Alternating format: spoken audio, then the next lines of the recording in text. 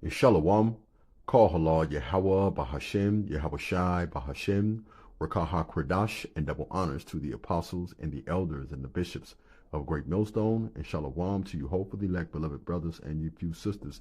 Peace be unto you in these last days. I'm sure by now many of you have heard of or caught wind of this story here as it reads in the caption. New York City opens its first ever free grocery store. But for those of us who are of the hope of the elect, we know that this is nothing more than Esau, Edom, even unto this very day, taking crafty counsel against the children of Israel, which are you so-called blacks, Native Americans, and Hispanics, and also you speckled bird Israelites that look like it unto the heathen, but you are consistently drawn unto this truth. All right, we are the children of Israel. We are the Israelites that the Bible speaks of. Now, if you haven't caught wind of this story here, I'm going to read a few precepts and we're going to get right into this particular story, because this is nothing more than the ruse. All right, this is a dry run. This is gradualism. These people had to scan the QR code in order to get these free groceries. And this is setting them up for the mandatory implementation of the M.O.T.B. These lines were wrapped around the buildings for this free food here. All right, let me come out of this here. Let me grab a few precepts. Let's start here in the book of Ecclesiasticus, chapter 12, verse 10 through 13. And it reads, "Never trust thine enemy, for as like as iron rusteth, so is his wickedness.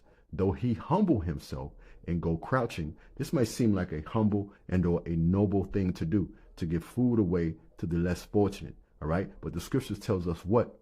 "Yet take good heed of him, and beware of him, and that thou shalt be unto him as if thou hast wiped a looking glass." And what happens when you wipe a looking glass? You can see clearly. And for those of us who are of the hope of the elect, we do, through the spirit and the power of Yahweh Bahashem Yahweh Shai, we can see clearly what the hell is going on and what this is all about.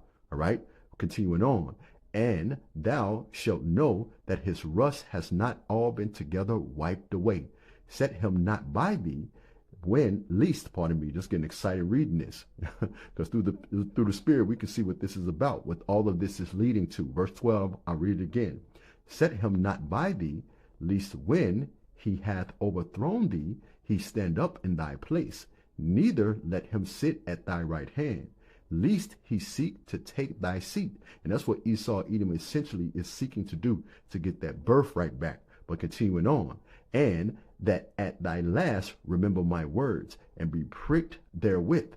Who will pity a charmer when it is bitten by a serpent?" And ultimately that serpent, which has grown into a seven-headed red dragon, is Esau, Edom, the Edomites. "Who shall pity a charmer when it is bitten by a serpent, or any such as come nigh wild beasts?" And let me come from this here. Now, in case you were unawares, let me read this to you very quickly here.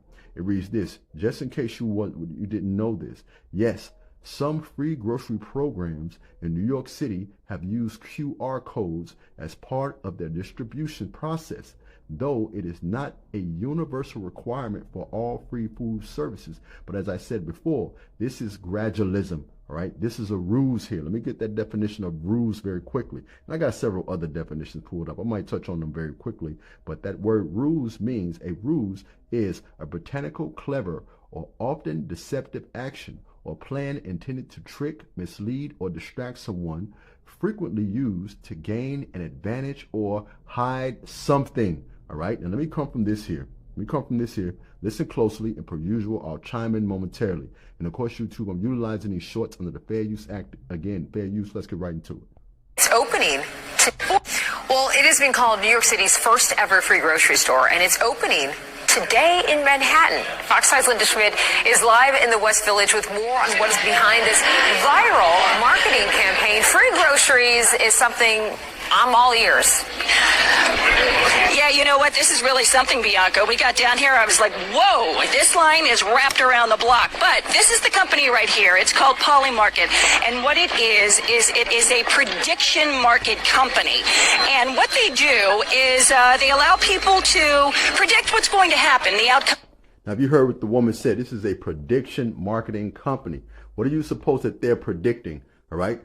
Through the spirit, they're predicting what the outcome is going to be when this M.O.T.B is made mandatory. All right, but let's continue. Of sports, politics, entertainment, what's the weather going to be like, and then you can bet online on those things. Well, they have now opened up for the next few days what they are billing as New York's first free grocery store.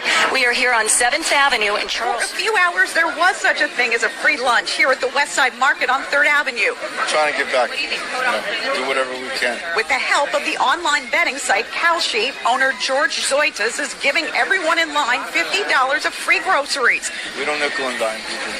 We say something, we do it. We didn't expect this, but because of this. Hundreds lined up for the promotion. Inflation is ridiculous. Everything is just a bit ridiculous, honestly. You see how long this line is, all right? This is how people are going to be lined up when the mark of the beast is made mandatory. When Revelation, the 13th chapter, the 16th through the 18th verse is made mandatory, all right? Do understand, Esau is going to throw out and toss out all sorts of perks, benefits, goodies, free foods, all right? Subsidized living and so forth. They're even going to utilize celebrities too as well. And the line's going to be down the street and around the corner, all right? But let's continue on. Let's a little bit more on this. Work. I'm a home health tech, but they did cut my hours, so everything helps. Groceries and gratitude in the aisles. Marla Diamond, 1010 wins on 92.3 FM on 3rd Avenue in the East Village. Come from this here. Go back to the scriptures. I know earlier I made mention of a dry run. What's the definition of a dry run? A dry run is a rehearsal, a test, or simulation of a process, event, or system performed in advance to identify flaws without carrying out the full live version. That's why I said before, this is a dry run. Okay, this is just a test, right? But the hope of the elect, we're preparing for the test. We're preparing for that hour of temptation.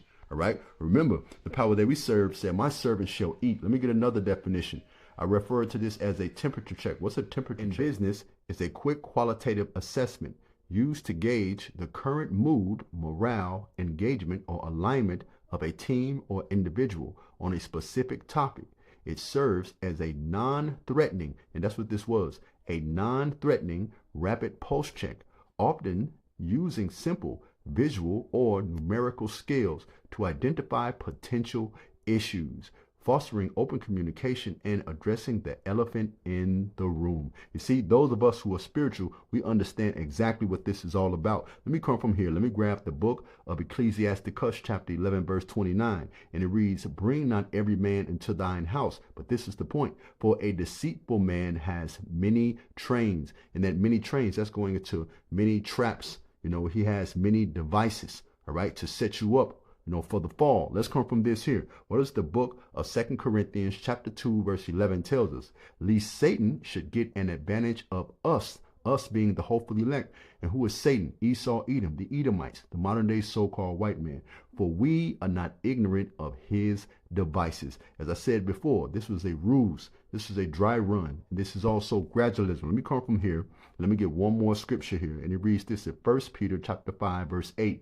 And it reads, be sober, be vigilant, because your adversaries, and the adversaries of the nation of Israel are all outlined in Psalms the 83rd chapter, chiefly or firstly starting with the household of Edom. All right. Be sober, be vigilant, because your adversary, the devil, as a roaring lion, walketh about, seeking whom he may devour. But should we be of that number, should we be of the elect, we're going to continue to trust in Yahweh, Bahashem, Yahweh Shai, as these prophecies come into fruition. And I hope through the spirit and the power of Yahweh, Bahashem, Yahweh Shai, this lesson has been quick and edifying and to the point. Shalom.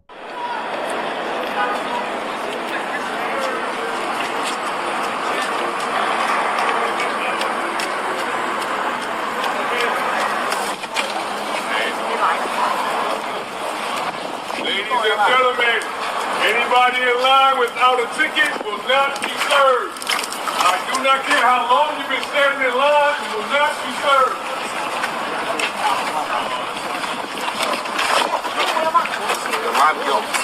It's literally like